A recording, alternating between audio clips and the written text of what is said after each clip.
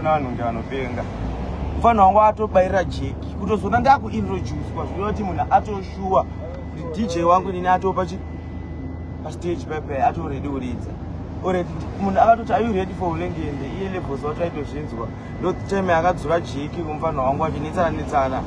Ini ndakabva ndokwira pastage pakuti kwaikwai kunenge kufambwa nenguva waiziva. Ndobva atanga kuridza boys rembanje. But patonzi are you ready for ulengende iye anofanira kuzoridzira ndunge after inini. Waiziva. Ende vakatori paprogram anofanira kuzoridzira ndunge after inini. But pato introduce kwazvokuchero video racho munhu wese akatozvinzwa. Kuti hakuna confusion yakadaro. Waiziva. Ondoridzira boys rembanje. Waiziva. Kuna confusion yakadaro. Ofushi munhu akamuguka akataroda fadza madzimai. Waiziva. Ndosongo kwekwe kunoitirwa ma minutes. Waiziva. Unotopuwa wewe ngoro fadza madzimai ndosongo yandefanira kuita sei. Waiziva. Ndakuiswa boys rembanje. But munhu atona DJ wangu mufana wangu atonetsana atodidi. Already kuchona tozorova akapela ka.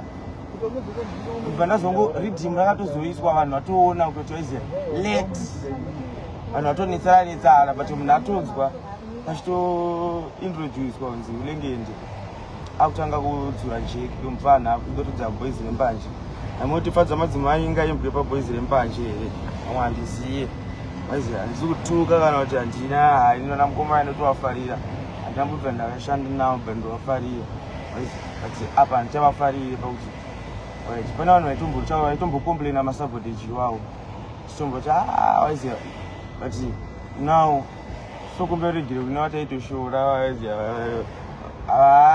vane sabotage yakaomarara ndaisaziva hangu mukoma wangu waiziva. Handisi dofo zvekuti ndositadza kuziva kuti hapana confusion inomboitwa pepe. Ndomaitiro enyu ana levels. Maitiro enyu awo hapana waiziva vanhu vese vanochema nemi.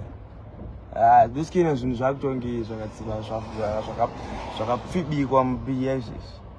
Neyotsinya waiziva.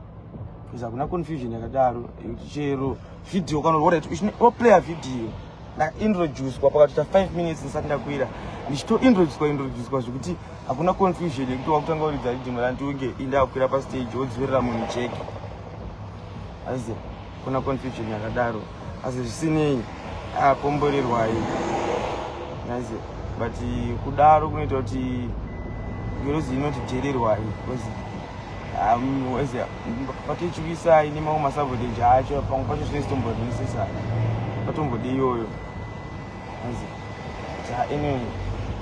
Pana ndine ngoma rabuda rinonzi Wombo.